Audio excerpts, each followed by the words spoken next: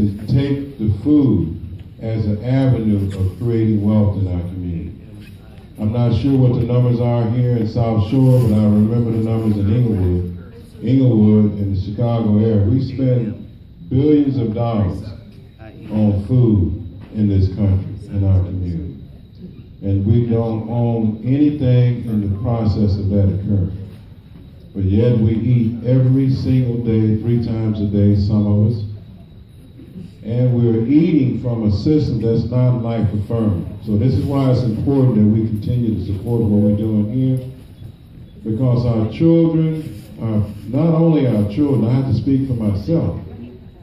I like good, healthy foods. And I know without good, healthy food, there's no possibility of me having a future at my age that's vital and healthy. So the healthy foods are distinctly designed based on permaculture. And what we're going to start doing is developing a class and teaching the community about permaculture. And what permaculture is actually, permaculture is the integration of ecological science and indigenous wisdom. The indigenous wisdom came from our community. So what the current dominant culture has done has integrated their science in our cultural practices. Now, for us to be resilient as a community, we're going to have to go back and fetch some of those practices. So what we're going to start doing here, next Saturday, we're going to have a workshop here at the Quarry during the market, just 45 minutes, designing regenerative systems that's life affirming. It's going to be centered around food, health, energy, housing, and what we call resiliency. That's the mind-body relationship to all those things.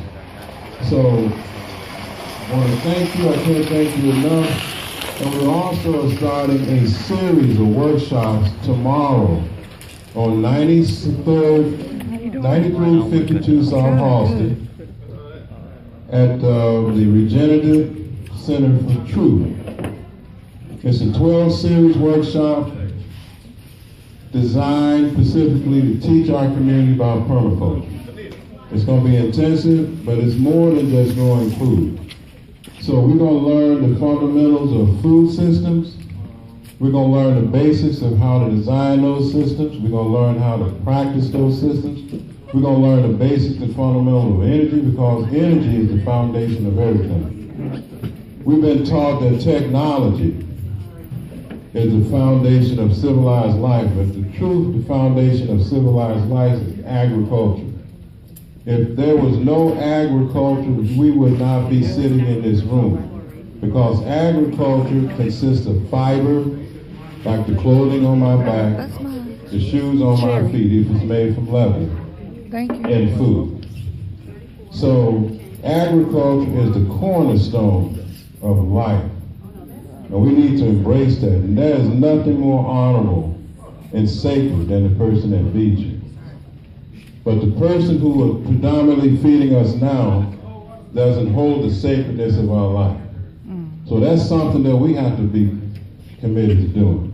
We cannot blame the current structure for not providing food for us when we do have the capacity to do it for ourselves. So we have to learn how to feed ourselves, because the current system is not committed to doing it. They got food they call food. This is the first generation that we have to ever question what food is. We are starting to question what food is. We've been taught that food was something that came from a supermarket, right? It came off the shelf. Our children are disconnected today. So, and we don't control that process. See, when you don't control that process, you can't control the outcome.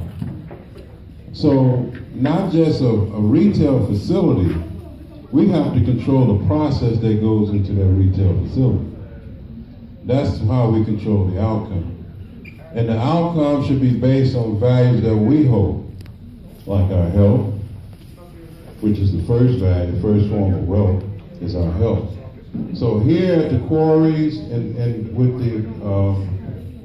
Yvette, we're going to start really promoting this whole thing about educating our community about food systems.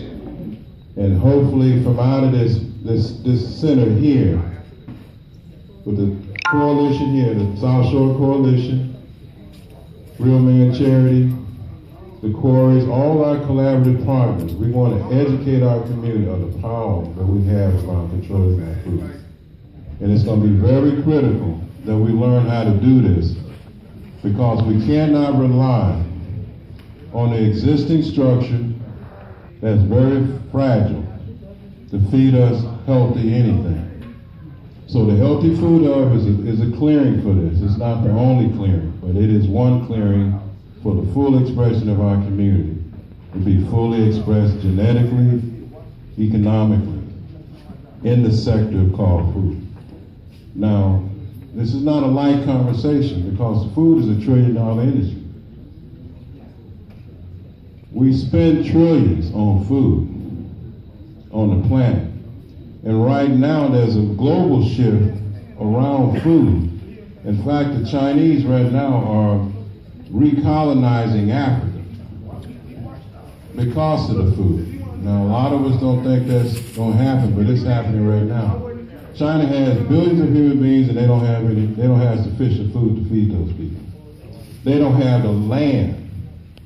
The land has been so depleted because this country, most Western countries, have exported our contaminations with the factories into China. No longer here. So what we got in China is contaminated soil, water, and everything else, and you can't even breathe. So they're migrating. There's 1 million Chinese right now in Africa. Not only in Africa, you're going to see them all over the world, because he who controls the plate controls the planet. We want to control our own plate because it determines the quality of life. And I'm sure everybody loves to have a high quality of life, not just money in your pocket. You want to be able to have a high quality of your physical expression as you live on the planet. So here we're going to start doing micro workshops at the hub. And also we got one that's going to be taking place twice a month at the Center for Regenerative Truth on 93rd, 52 South Austin, 2 hours. And in that workshop, you're going to learn everything there is to learn about food, how to grow it. Not only food, you're going to learn about the processes, the links in the supply chain, from aggregation, distribution, transportation. These are all very valuable components inside of a food system. So we're not just talking about retail. See, retail is just a place of distribution. They don't make anything. We need to make sure that we can control the complete supply chain. That controls the outcome. Without controlling the supply chain, you cannot control the outcome. If someone else controls the supply chain, they control and direct the outcome. And right now, our community is not in a good space with outcomes that are healthy. So we can uncouple that. And the value of this conversation I'm trying to have now, we assume there's an option. We can't go back and reestablish what was, because it's gone because of the price of energy. It takes 20 calories of fossil fuel to produce 1 calorie of food. Our average food here that you see here is traveling a minimum of 3,000 miles. Some of it is coming as far away as Chile. So just the environmental challenge around food, we had some problems getting some of the food purchased today that's here, because the trucks could not get it in because it's coming from great distance. So there's a movement in the country of the other group trying to create an alternative track. And we need to be in that same movement. They're redesigning the food system of this country. This is one component that we don't need to be left out of, because who controls the food system will determine the health of the people that eat it. And we cannot afford to be left out of this. So this is the beginning. My hope is that this is the beginning to make a shift in that. This is an extraordinary community to start at. There's a high level of awareness about care for our community, in this community right here, and definitely other parts of Chicago. But here we're going to start these new paradigm working classes. So next Saturday when you come, if you can't make the one tomorrow, we're going to have at least while the market is going on, we're going to have a workshop, a formal workshop on this, describing the principles of what it is to have a regenerative system and food system that we control, because I want to make sure my baby have the full genetic expression that's not deterred by somebody putting something bad in the food for them. We have to take that. We got to own that. We can't trust that in somebody else's hand because their system is designed to make profit, even at the stake of our not being healthy. So again, I just want to thank you. We want to promote this. We got an outline. We want to be able to get out to people who want to participate in this.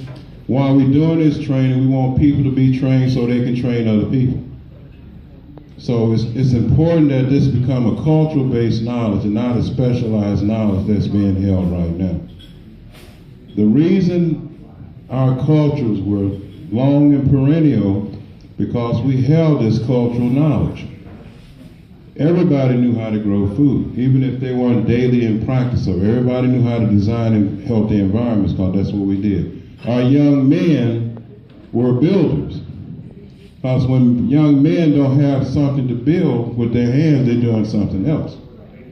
So we have to get back to reestablish those kind of trains and education and awareness. And that's hopefully we're going to be starting doing more and more of that as we go along this year, because we don't have a lot of time. It's not a lot of time, even though you might think you got a lot of time. We don't have a lot of time.